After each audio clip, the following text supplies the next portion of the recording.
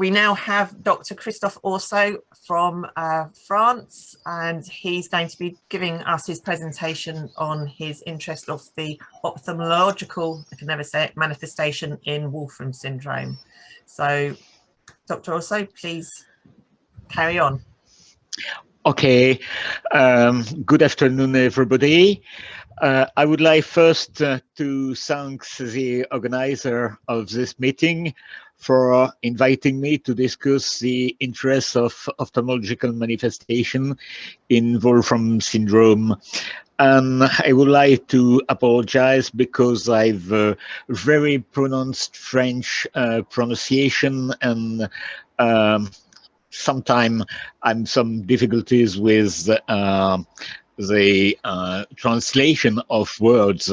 So sorry for that, but well, I'm not very good in English.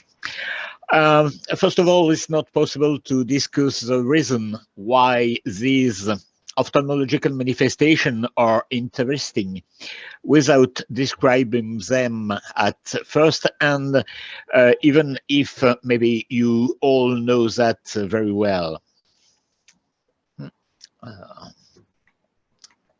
Okay. Well, Wolfram syndrome was described in 1859, first by a German physician, von Graeff, and the real description that gives the name of this syndrome was made by Wolfram and Wegener in 1938. Its clinical manifestation are due to pancreatic degeneration and a progressive neurodegeneration, and sometimes is referred as DIDMOAD. Well, you know that there is two genes accounting for two different types of Wolfram syndrome who have both ophthalmological manifestation. The most frequent gene is WFS1. It encodes for wolframin, a protein on the reticulum, and its mutation gives a different type of disease. Wolfram syndrome by itself, a recessive optic atrophy, an autosomal dominant sensorineural deafness, and a risk of type 2 diabetes. And there is a second gene, CISD2, that account for Wolfram syndrome type 2. The first real description, and maybe the most interesting description of the evolution of Wolfram syndrome was made by the Professor Barrett in 1997. And it's interesting to see that the optic atrophy occurs around 10 years old, just after diabetes mellitus, and in the criteria that are required for Wolfram syndrome, optic atrophy must appear before the age of 16. The first manifestation is usually diabetes. Its mean age, it's around 6 years old, and I take a few years ago some patients, and in our patients it's appear at 6 years old for diabetes, and it's ranged from 1 to 16, and the age of occurrence of hereditary optic neuropathy, it's 10.8 years old, and you see in this graph and this table the age of or the type of syndrome due to WFS1 mutation. And it's quite interesting to see that the age of occurrence of hereditary optic neuropathy is quite young in a patient with Wolfram syndrome or Wolfram-like syndrome. So the hereditary optic neuropathy, the optic atrophy, is one of the most constant and earliest manifestation of Wolfram syndrome that occur always, well, quite always before 16 years old. And it's a second manifestation, and it's usually when optic atrophy occurs that physicians think about Wolfram syndrome, since the diabetes mellitus, the diabetes type 1, is quite frequent in children. And well, it's a diabetes as usual, and nobody thinks about something else, only if there is other case in the family necessarily. But when the optic atrophy occurs 2 or 3 years after, then it's quite strange in this context, and physicians must think at Wolfram syndrome. I say must because in many cases the diagnosis is not even done at this time, but when the vision is very low and sometimes occur other signs as neurologic symptoms. The visual loss is usually bilateral, symmetric, and quickly progressive. And Tamara Hershey from the United States shows that visual acuity reduces from 1 ETDRS line every 3 years. So we have we know the evolution that we can expect in patients. And in Paris, on 22 patients, 21 had optic atrophy before the age of 16 years old, mean age 10.8 years old, and the limits were between 1 and 15 years old. And in all our patients, visual acuity was dramatically reduced, since 8 patients had visual acuity lower than on movement. It was symmetrical in 7 cases on these 8, and only 2 patients keep good acuity, but the diagnosis of Wolfram syndrome was not very sure, and it could be a Wolfram-like syndrome or something quite atypical. And you can see here the visual acuity according to the age. It's a logmar chart, logmar graph. And 0, it's 2020, 1 is 2200, and 2.5 correspond to perception of on motion. And you can see that you have on these patients the square and the blue square and the red triangle on the same point. They had on both eyes the same low visual acuity. It's also interesting to see that at 20 years old, most of the patients had acuity lower than 1 logmar, 10-200, and you can, well, we'll see that the evolution later. The optic atrophy is quite non-specific of Wolfram syndrome on its presentation. Visual acuity is reduced. There is a central scotoma on visual field.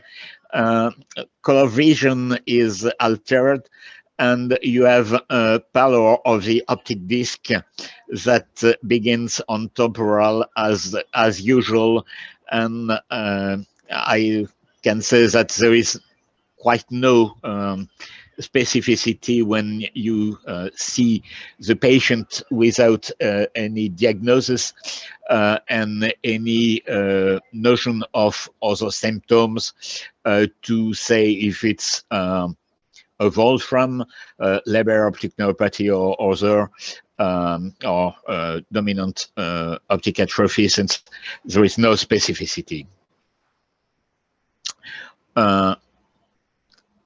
The visual acuity in our patients, the median was 1.03 with range very important, but we have two patients that kept good acuity with a very atypical Wolfram syndrome, and the mean is 1.23.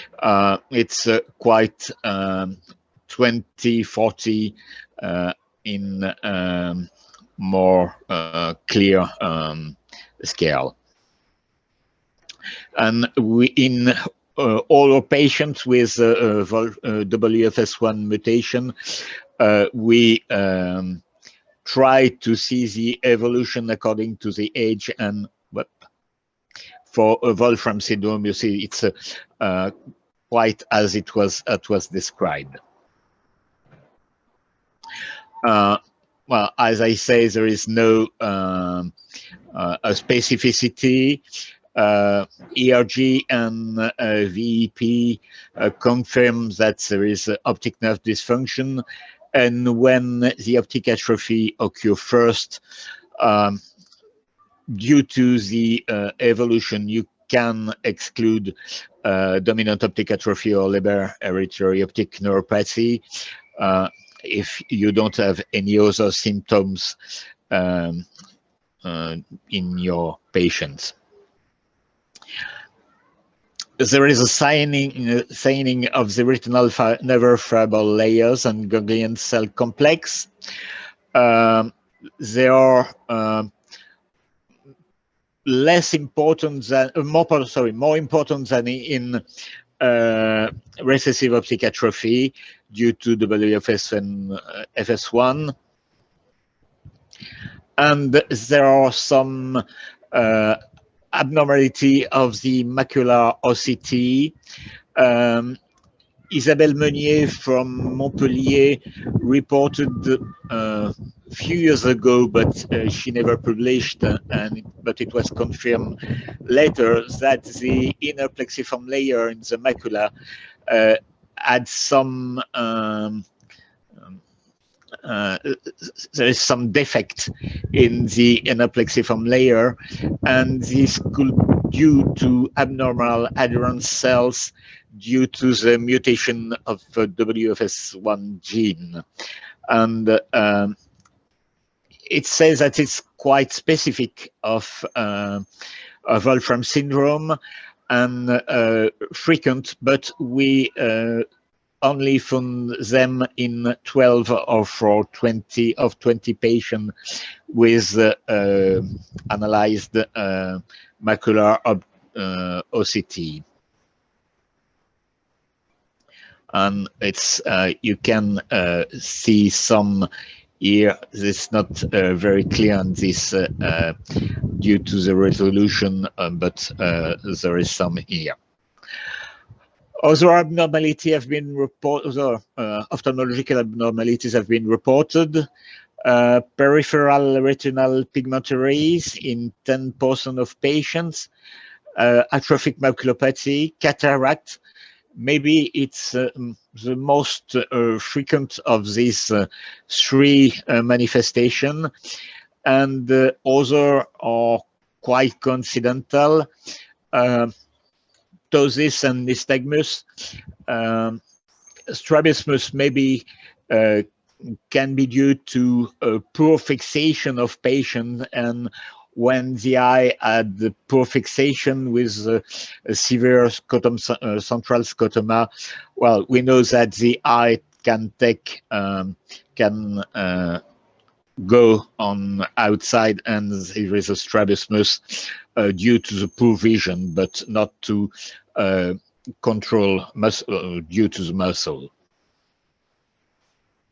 So what are the interests of ophthalmological manifestation? First of all, the tests that we use are easy to perform. Visual acuity is not very difficult. OCT is not a complicated test to do. And they are quick to achieve and inexpensive. Or in France, I don't know exactly how it's in UK, but it's not very complicated, and they can be easily repeated. In the treat Wolfram syndrome, to be easier for the patients, we do the selection visit in one day and the inclusion visit the day after, and well, you can repeat 2 days at 2 days these tests. There is no problem. It's not difficult, and it can be done with equipment available in most most hospitals. Unlike hearing test by audiometry and pons volume measurement by MRI, it's more complicated. They take more time. There is not enough equipment to test all patients of the hospital, and if you go and see the radiologist and say, well, I want an MRI today for my patient just to see the pons volume. Well, they say, well, I have no time, I have no appointment for that, and you must wait maybe 2 weeks or more. So it's something very easy to perform. There is some variability of the results of the testing, at least for visual acuity or visual field on the same day, but when you are aware of that, it's not a problem, and you can manage to analyze. So it's easy to perform, and as we say, ophthalmological manifestation occurs very early in the course of the disease, and before the occurrence of hearing loss or neurological disorder, or at least severe complication of neurological disorder, since there is maybe some discussion about the real age of occurrence of neurological disorder, but in most patients, the severe complication occurs after the loss of vision. So if you are aware of Wolfram syndrome, and when we would have a treatment that can slow down the neurodegeneration, it will be possible to prevent worsening of neurological and hearing disorder that occurs later. And when you want to do protocols, trials and therapeutic trials, it's very easy to have patients early in the course of the disease based on visual acuity, because visual acuity start to decrease early, and we are trying to do well. We will have a trial on hearing loss, but we know that we will have to include only patients that have yet some hearing loss, and there is less patients with hearing loss, and they are older with more manifestations, so it's less interesting to it's more complicated to find patients to include. And we know also the evolution. Tamara gave us data about the evolution. So even if we have some variation from an exam to another, we know the evolution of visual loss, and 3 year study is enough to prove or eliminate the efficacy of treatment.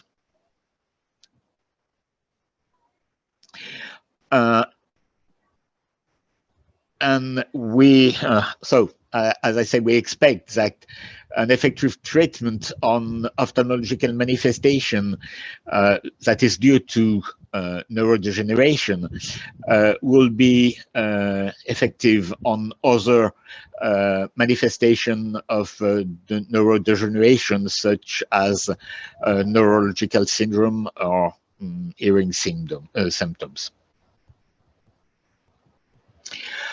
The second point I was asked to speak about was the effect of Liraglutide in Wolfram Syndrome, with the results of the Mario Plaas group of Mario Plaas works and works of his group. Liraglutide is a glucagon-like peptide receptor agonist that mimics the effect of endogenous glucagon-like peptide. It's able to regulate plasma glucose level by stimulating the secretion and the biosynthesis of insulin by beta cells of the pancreas, by inhibiting the secretion of glucagon, and by delaying the gastric emptying of food and reducing food intake. So liraglutide, as well as other glucagon-like peptide receptor agonists, has effect on controlling glucose level and reducing body weight. This treatment, liraglutide, is approved to treat patients with type 2 diabetes, because there is a good control of glycemia with a low risk of hypoglycemia and a significant weight loss by patients. And in type 2 diabetes, sometimes it's patients with obesity, and it could be interesting to reduce their weight. A few years ago, Mario Plaas and his group created WFS1 knockout mice, and to do so, he create a disruption in exon 5 of the WFS1 protein, and then there is a loss of function of this protein, leading to brainstem neurodegeneration pattern similar to the neurodegeneration observed in Wolfram syndrome patients. And this group, Mario Plaas and his group, used different glucagon-like peptide agonists on these mice, and acute treatment with exenatide, another glucagon-like peptide, demonstrate an anti-diabetic effect in these mice, and 19 weeks long treatment with liraglutide decrease endothelium reticulum stress, inflammation, and prevent the occurrence of diabetes in mice, young mice.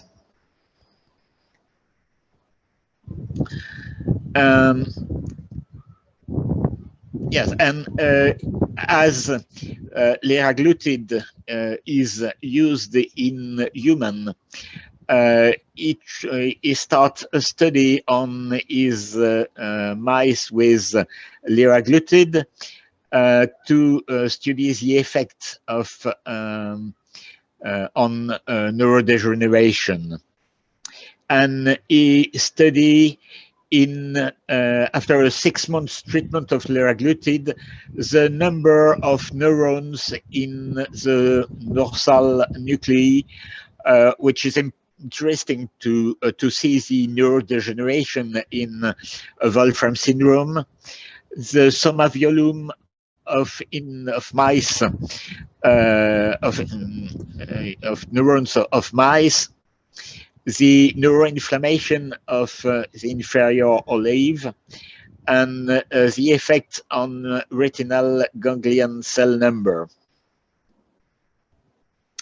And it shows that there is an effect on all these parameters, and that liraglutide after 6 months can improve and quite normalize the data compared to wild type mice.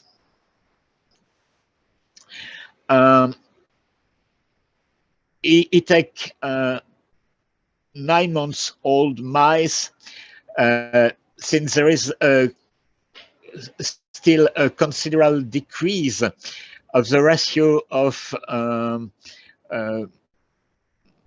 cells with abnormal staining compared to other staining with of normal cells. And with liraglutide, after 6 months, the cow animals had no more difference between wild type animals, and liraglutide given to wild type animals had no effect. So there is no deleterious effect of liraglutide in wild type animals. So you can see there the number of stained nuclei of cells on wild type with salted solution, or wild type with liraglutide, and cow mice with liraglutide with nuclei, cell nuclei, and the staining in the mean. And the report in 2019 that there is a correction of these parameters. It shows the same thing, it does the same thing, and in study the degeneration of axon by a volume of 1,000 axon in cow mice and wild type mice. And in the optic nerve, in a 9 months old cow mice, there is a severe decrease of percentage of optic nerve axon, and liraglutide prevent the decrease and have a protection effect. It protects animals against axonal degeneration. So they show in this report this effect. And the same on degeneration. And recently, this year, he published another study with liraglutide, with or without a brain-derived neurotrophic factor, dihydroxyflavone, the 7,8-dihydroxyflavone, and he demonstrated a neuroprotective effect of liraglutide with this dihydroxyflavone, and it protects retinal cells against excitatory toxicity and oxidative stress. And it has effect on the progression of optic nerve atrophy. It slows down the optic nerve atrophy in cow animals. There is an effect, it protects optic nerve fibers against degeneration, and it's allow its remyelinization, and it protects visual acuity of the animals.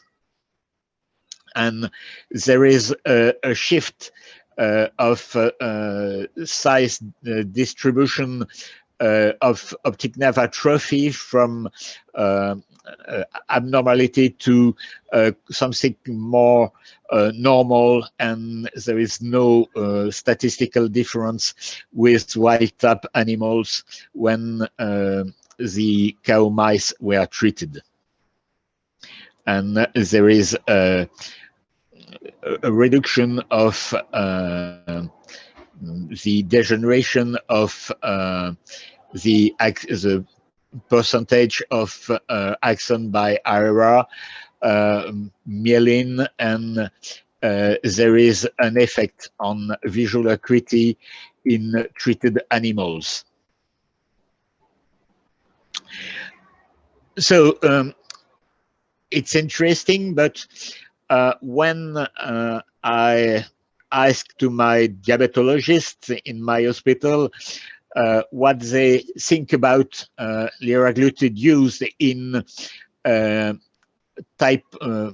diabetes type 1 patient and Wolfram patient, they recall me that at least in France, it's indicated, this molecule is indicated only in type 2 diabetes, and they are not sure that liraglutide could not have a deleterious effect on beta cells of the pancreas. And they wonder if after a more prolonged treatment, liraglutide will not ultimately lead to worsening of diabetes. And well, it's they wonder if it's interesting. Maybe it's interesting for a few months treatment, but for a long time treatment, there is more problem, and things are not solved, and maybe more study must be done, and there is sometimes difference from what is seen on animals and human, and the Mario Plaas did not study the effect on beta cell by themselves, and we don't know what occurs on beta cells. So thank you very much, and sorry again for my pronunciation. Thank you very much, Dr. Orssaud. I think we might have a couple of questions that have come in. A couple of people have raised their hands, so I will allow them to talk. So the first one, Shifa Ahmed, did you have a question? You'll need to unmute yourself if you want to speak.